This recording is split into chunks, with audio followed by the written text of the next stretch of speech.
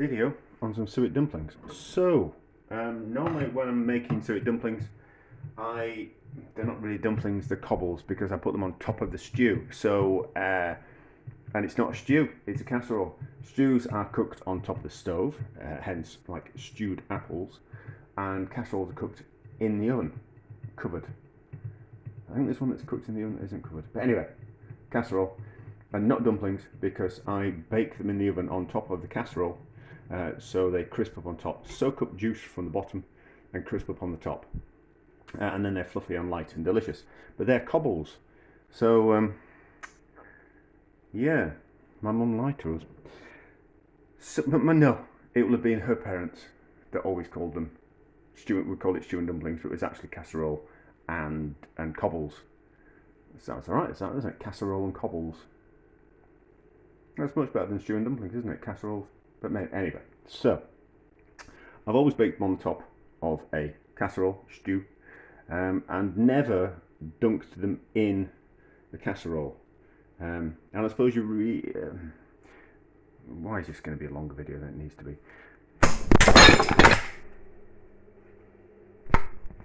Broken camera. Camera holder broke. So we've got another one, which is a suction cup. So hopefully it won't fall off into the liquid. So, I've never cooked dumplings in a stew, so like completely covered in the stew or casserole. And I kind of thought, I just like them crispy on the top. But I kind of thought we really should have a go, and I've got a bit of suet left over, so we might as well use it up. So, oh, we need some salt. So it is half fat flour, so half suet to self-raising flour, and then this is some stock left over from another project. It's got a bit of scummy sediment that's come to the top. I'm not really bothered about that because we're going to cook some dumplings in it. So mix it together. Do you want some pepper in? Yeah, let's put some pepper in. Loosely make the dumplings, so it's just a case of adding water just as and when we need it. So a little bit of water, mix around, so it wants to be loose. We're not going to need it at all, so I just kind of do that. And then as the bits kind of form, we can pull those to one side and then mix in the other floury bits. Now, when I'm making cobbles, Mum always said it was a loose dough, so just form together. Now that might not work in this kind of scenario where we are basically poaching them in some stock. So now those bits have stuck together. These bits in there haven't, so they need a bit more water. So instead of adding water and getting it all wet, what we do is just add a little bit of water to that bit and mix that around, so these bits here aren't getting overworked. Not that I don't think it really matters, but I just think it'll probably make tougher dumplings. So then that's all kind of coming together. Those bits out, those bits out. That just wants a little bit more water,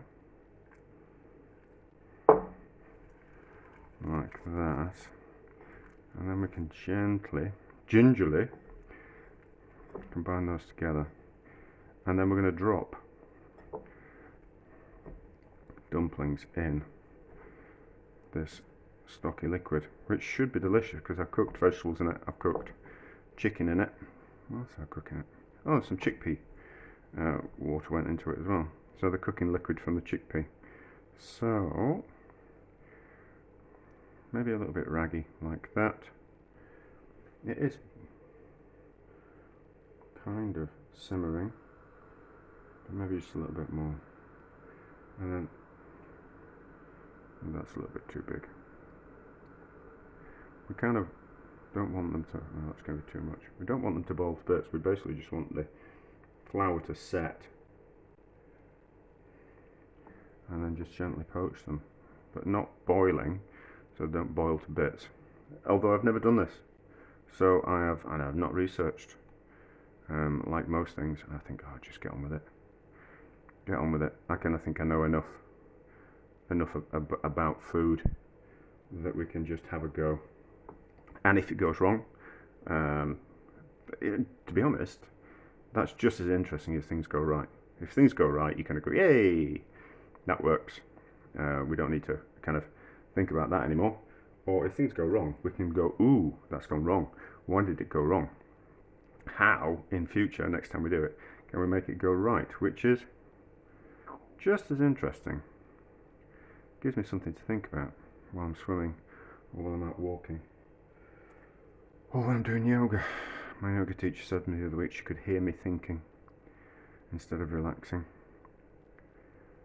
But I suppose we're supposed to be in the present moment, but I just think there's opportunities to think about things and to work things through in your mind when there's no distractions, is there? Certainly if you're swimming or out walking, there's no distractions. There's no telephone, there's no, well, you shouldn't be looking at your telephone when you're out walking or when you're swimming, but there's no kind of real distractions, so you're out, just you and your thoughts, which a lot of people don't like, do they? To be left alone with the thoughts, whereas I kind of quite like it. There's always something that I need to be thinking my way through, either in recipes or in life or in something that's happened, interactions with people that haven't gone as well as you would have liked. You kind of think to yourself, oh, I need to have a bit of a think about that, and was I the problem in that situation, or did you just come across a person who's a difficult, let's not say anything else about other people, so gently poach those. I don't know how long. Really should say on the packet, although I haven't got my glasses. 20 minutes. Tight fitting lid and cook for 20 minutes. Place on top of a simmering stew or casserole. Cover with a tight fitting lid and cook for 20 minutes. I'm hungry now. Anyway, so let's look for, well, so first head chef that I worked for always said anything that takes 10 minutes on top of the stove would take 20 minutes in the oven. So if we imagine that if it takes 20 minutes in the oven, it'll take 10 minutes on top of the stove. So we're back in 10 minutes. And if they're not cooked, we won't eat them all. We'll just eat one, won't we? And then we'll just put the rest in for a little bit longer.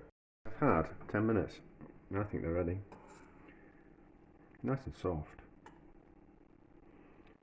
So let's try one and see what we think.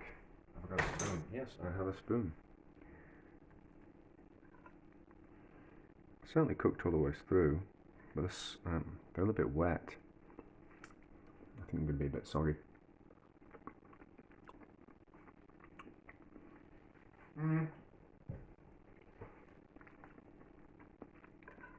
They've probably soaked up too much liquid because it's a thin liquid, whereas a stew or casserole tends to be a thicker liquid, don't they? But still, I prefer them on top. I prefer them on top of the stew or casserole because you get the crunchy outside. But all right, I'm going to eat them, but it's just one of the things. I suppose it's like gnocchi or pierogi or those. Is it pierogi? Or those stuffed little things. Alright, you're desperate, but it's just a little bit too soft. And I was talking to someone about gnocchi, and she didn't like them. She said because they were snotty, and I kind of get it. They are a little bit snotty in texture, in the same way that these are. Cooking liquid. So, but if we don't try, we don't know, do we? So it'll hit the spot on a cold day, but I would prefer it to be crispy on top. Although I was watching something, and someone was recreating 1970s dishes, and there was one that was like tomato soup with cobbles or dumplings, like Heinz tomato soup type of soup. And I kind of thought, oh, that would be kind of quite interesting, but I didn't have any soup. I had some stock, so here we go. But I might try it with tomato soup, and we'll see how that turns out. I think it would be nice, but I think it would be better if they were crispy on top. But anyway, it's all right. We found out. I'm going to eat it. I'm not going to waste it. But would I do them again? No. So not a success. But we did find out something, didn't we? Which is the most important thing.